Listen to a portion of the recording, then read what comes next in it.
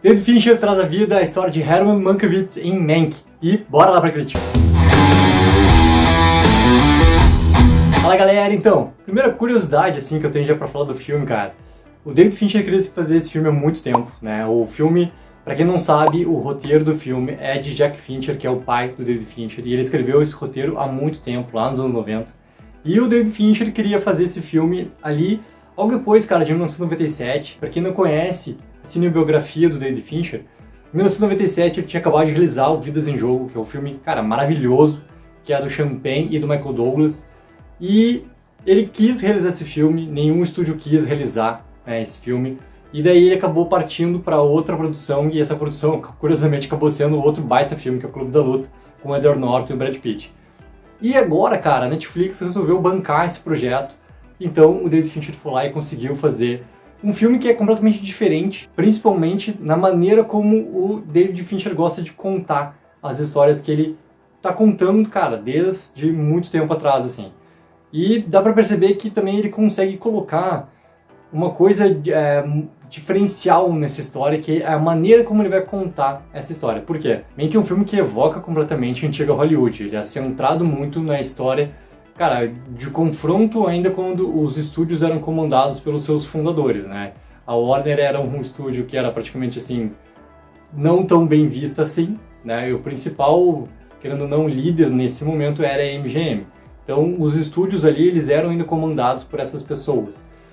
Então, a maneira de fazer negócio em Hollywood, ela era não diferente do que ela é hoje, mas ela era muito mais direta no seu comando, ou seja, o marketing não existia naquela época, né? Era outra coisa que comandava. E essa outra que comandava também era o dinheiro, mas funcionando de uma maneira completamente diferente de como as estrelas eram escolhidas para as produções, de como o tema do filme era escolhido para ser realizado ou não. E nisso se enquadrava nosso querido Mank.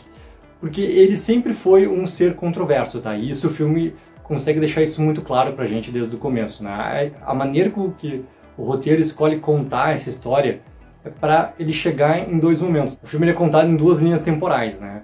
Quando o Mank está escrevendo o roteiro do Cidadão Kane e tudo que vai passando nesse processo dele de escrever o roteiro, e também nesse processo dele também está envolvido o alcoolismo e outras coisas mais em relação a fatos dele, né? E como ele chegou até a escrever o Mank, tudo que aconteceu na carreira dele para escrever o Mank.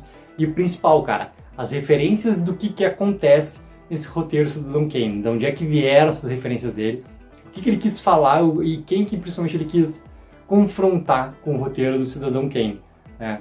E tirando toda a parte que tem também dele de rusgas em relação ao Orson Welles, que é o diretor do Cidadão Kane, que é alguém que pegou e teve muitos créditos também por isso em relação ao Mank. O Mank não tinha tantos créditos, né, o Mankiewicz.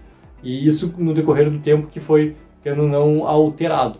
Então toda essa parte de controverso e a maneira como o Mank chega a ter uma carreira, a quase perder a sua carreira, a conseguir escrever o roteiro e, cara, tudo que acontece ali de controverso na vida desse cara, assim.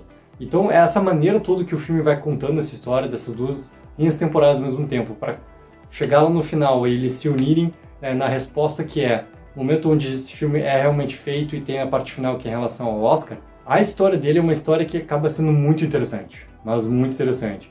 E a principal cena para mim, querendo ou não, acho que é o grande clímax do filme, que é a grande cena que tem do jantar, né? E aquela grande cena do jantar, ela chega a beirar uma farsa, tá? Porque o Mank, ele discursa de uma maneira que é muito forte e aquilo é permitido, né, pelo principal, querendo ou não, pessoa que está sendo acusada por ele em todo aquele discurso dele, né? E querendo ou não, é também o principal, cara, motivo por ele ter escrito o Cidadão Kane da maneira que o filme é, ou seja, é assim a principal referência para ele escrever o Cidadão Kane.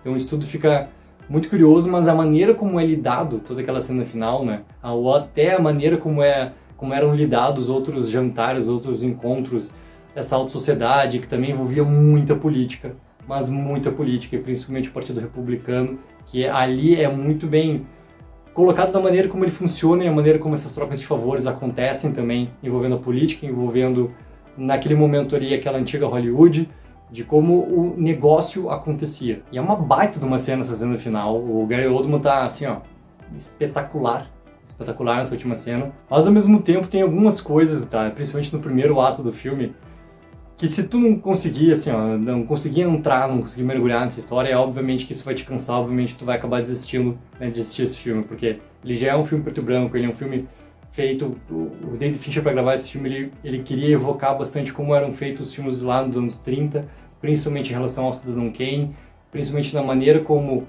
ele gravou o filme em relação às câmeras, por mais que as câmeras fossem, cara, 8K, entendeu? Ele queria evocar que realmente batesse no mesmo tipo de preto e branco que tinha naquela época, por mais que agora é digital. A maneira como o som também foi tanto realizado na pós é a mesma coisa, ele queria evocar muito esse filme preto e branco. Então tudo isso, cara, se tu não conseguir mergulhar nessa história, isso não vai te cansar, vai ter um afastamento. E a melhor coisa que eu tenho pra falar nesse momento é o quê? Cara, assiste o filme porque ele é um baita filme, David Fincher é um cara espetacular, ele é o meu diretor favorito, assim, de todas... principalmente a maneira como ele consegue trabalhar as linguagens, ele consegue se adaptar a vários tipos de linguagens e trabalhar de uma forma que me agrada muito e me agradou desde sempre, cara, desde o primeiro filme que eu vi dele lá, o Seven, em 95, assim. Ele tem um jeito muito próprio dele de como trabalhar com os atores, de como trabalhar a parte técnica e de como realizar isso depois em imagem e não se contentar com muita coisa, seja no momento dos atores, seja no momento do roteiro, do que precisar alterar. Isso claramente bate muito no Mank também, tá ali as coisas, entendeu? Então, cara, é um filme diferente, né? David Fincher, eu acho sim que ele vai estar, assim como o Globo de Ouro, ele foi indicado a muitas coisas, eu acho que esse filme vai ter muitas indicações no Oscar, talvez seja o filme que tenha mais indicações no Oscar. Eu acho que para melhor filme até no Oscar ele não vai acabar vencendo, tá? Acho que tem coisas ali que batem em Hollywood que acho que Hollywood, querendo ou não, da maneira como é a academia, ela vai querer escapar. Mas, de repente, para direção, eu acho que vai ser o filme que vai dar esse prêmio de direção pro David Fincher, sim.